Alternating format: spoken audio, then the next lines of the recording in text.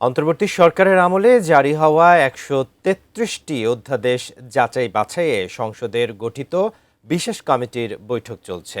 কমিটির সদস্য স্বরাষ্ট্রমন্ত্রী সালাউদ্দিন আহমেদ জানিয়েছেন, জুলাই যোদ্ধাদের ইনডেমনিটি দিয়ে জারি করা অধ্যাদেশ গ্রহণ করা হবে। পাশাপাশি জুলাইয়ের জন আকাঙ্ক্ষা ধারণ করেই যাচাই বাছাইয়ের কাজ চলবে বলেও জানান তিনি।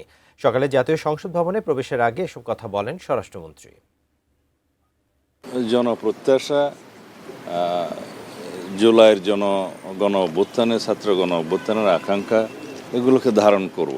জুলাই যোদ্ধাদের তাদেরকে সেই নামে অভিহিত করা হয়েছে। গণ অভ্যুত্থানে যারা নেতৃত্ব দিয়েছে, অংশগ্রহণ করেছে, সেই বিষয়ে ইনডেমনিটি দেওয়ার একটা বিষয় অধ্যাদেশ আছে, যেমন এইগুলোকে আমরা গ্রহণ করব।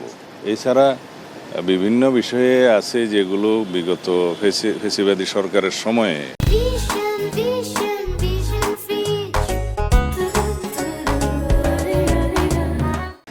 বিভিন্ন প্রতিষ্ঠানের নামকরণ করা হয়েছিল, তাদের নেতাদের নাম বিভিন্ন নামে, এগুলো বিলুপ্ত করা হয়েছে। এগুলো ইজিলি আমরা গ্রহণ করব। সংবিধানের সাথে সাংঘর্ষিক যদি হয় অথবা জনগণের স্বার্থ পরিপন্থী হয়, সেগুলো আমরা দেখে আমাদের মতামত ব্যক্ত করব। এরপরে তখন সিদ্ধান্ত হবে এবং এটা সংসদে পেশ হবে।